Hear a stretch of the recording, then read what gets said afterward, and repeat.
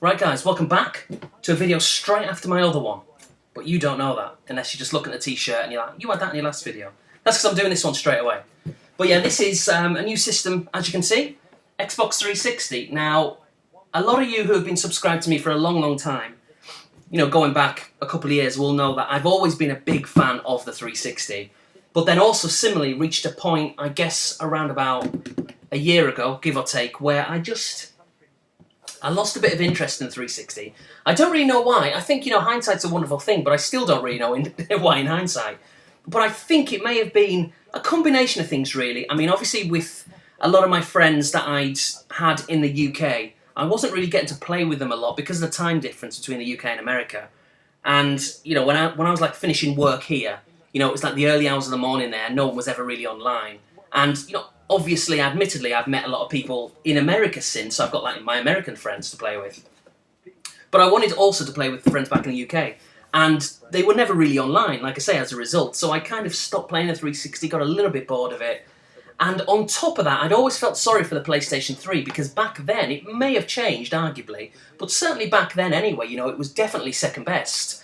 And I just, you know, I guess it's that thing of maybe just following the underdog and wanting, you know, the underdog to do a lot better than what it is doing, you know, and feeling it should do a lot better. So I kind of jumped on board the PlayStation 3.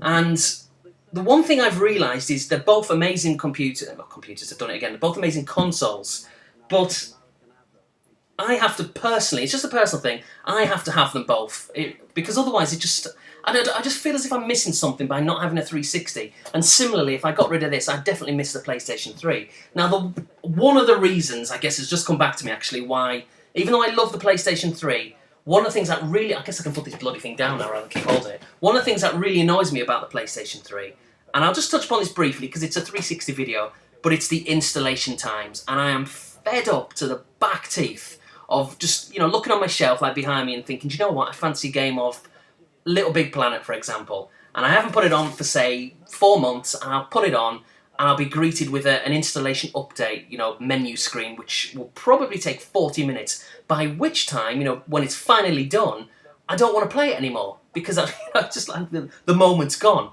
And then it's catch-22, because then I'll not play it for another 4 months, and then there'll be another update. It's horrendous, and in stark contrast, time to hold something new up, I guess, I can hold this up.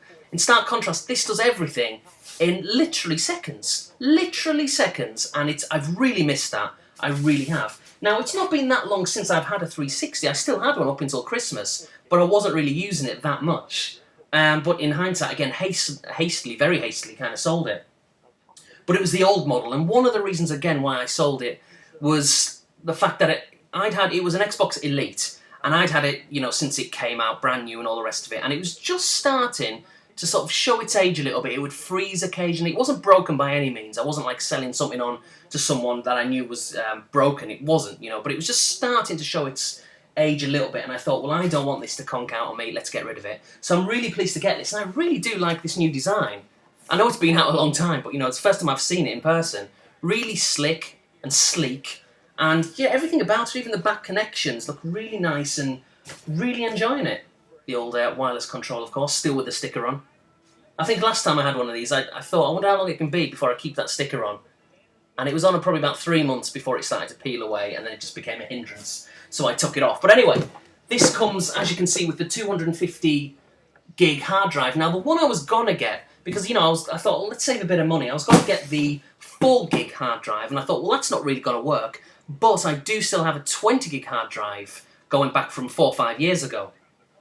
And I thought, well, I can always use that. But I thought, well, hang on a minute, this is going to cost $200 for a 4 gig one. There's a couple of games I was interested in, and I thought, well, that's probably going to bring it to like the best part of nearly 300 anyway. And then I saw this one, which was 300, but it came with a free game. And the free game is one which I'll show you in a second. I'm probably not going to play it, probably going to sell it, and get, you know, $40, $50 back, because it's just come out. And if I do, then it brings this down to 250, which makes it even more of a bag. And it's brand new and all the rest of it. I didn't want to buy a used console. So as you may have seen from the front of the box, it comes with 2 games, kind of. The first one is Fable 3. Now, I'm not going to play this until I've got back into Fable 2, but this is still sealed. But, you know, by all accounts, a decent game, and I somewhat enjoyed Fable 2 when I did play it. I've only probably done about 10% if that. And also I've got Halo Reach. Now as you can see, this comes on just a little card, and it's a downloadable game only. So just a case of scratching off the back and getting the code and downloading it. Not a massive fan of that, but it's free technically, so that's that. Now the other game, which again came free, literally, you know, if you bought this console, you got this for nothing.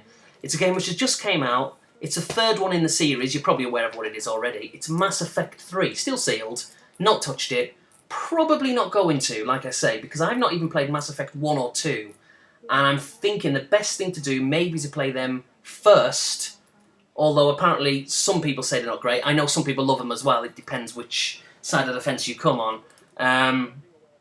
But yeah, I'm not sure about this. Now, I'm not going to reveal any, don't worry. I have read a little bit about the spoilers, because I just couldn't keep myself away from it. Whenever I hear controversy or something about a game, or anything for that matter in life, I always read about it or watch it, because I want to know.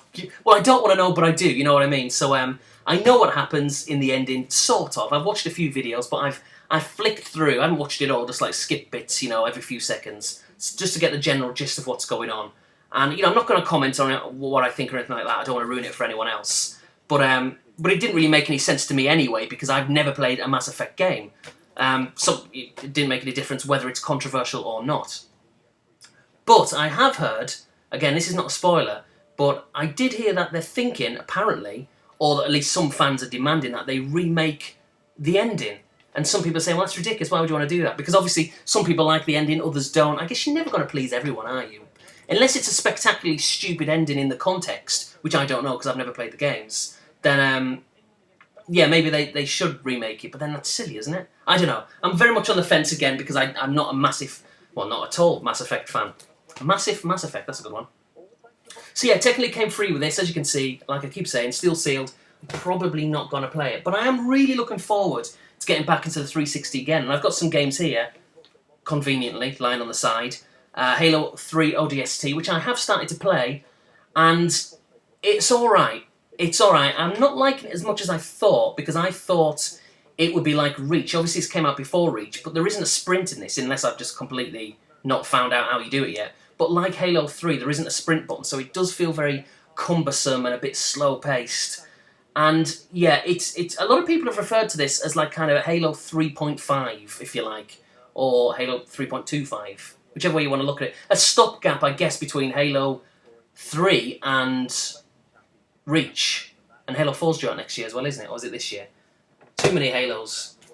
Speaking of Halo Reach, there's that again. So yeah, it's very much to me like almost like a stopgap game. It didn't feel like a complete, full new experience. It was like, well, here's the one that we're going to give you before the next one comes out. It felt a little bit kind of, not so much rushed, it just didn't really feel different enough. It was almost to me like DLC, really. But I've only played it for about an hour, but that's that. Next up I've got is Beatles Rock Band. I've got the big limited edition set, which I have kept on the basis that I just couldn't be bothered to sell it, because it comes with the drums and the guitar and the mic, and I thought, I'm not paying like, you know, $30 to get that shipped when I'll probably not even get that amount for the game, so I've just always kept it, and I'm glad I did now, obviously. And then there's a few Kinect games here. There's Kinect Adventures, which is a laugh. So obviously these have been out a while. You can see Kinect on the shelf behind me there, and I've had this since it came out. Kinect Sports, that's a good laugh. And last but not least, one which is meant to be quite good, which I'm not very good at all, so I don't really like it, and it's Dance Central. I guess, you know, I have played it with people, you know, like in a party sort of atmosphere, and yeah, we had a few laughs with it, but it's not really my thing. But anyway, I'm just really pleased to get the 360 back, and yeah, like I say, just for me personally, I am a current gen gamer, very much a retro gamer as well, and the older I get, the more I'm going back to retro, feeling a little bit disillusioned slightly with current gen. Just, you know, the way it's kind of heading and all the rest of it. But yeah, the 360 means a lot to me. I do really love it. Brings back a lot of memories. And you've got to remember the 360, I mean, I had one in, I think, 2006, and I didn't get a PS3 till 2009. So again, nostalgically, you know, I've got a lot of love and appreciation, if you like, for the 360. We got previous. We go back a long way. So yeah, I think for that reason, I'm always going to have one in the collection. So really pleased to get it. I have been online. Obviously, the few YouTubers would have seen me. I am a pretty antisocial online gamer. So you probably never really play with me, but you'll see me appear online. But that's just the way it is, I guess. I do play sometimes. Anyway, that's it. Thanks for watching. See you soon.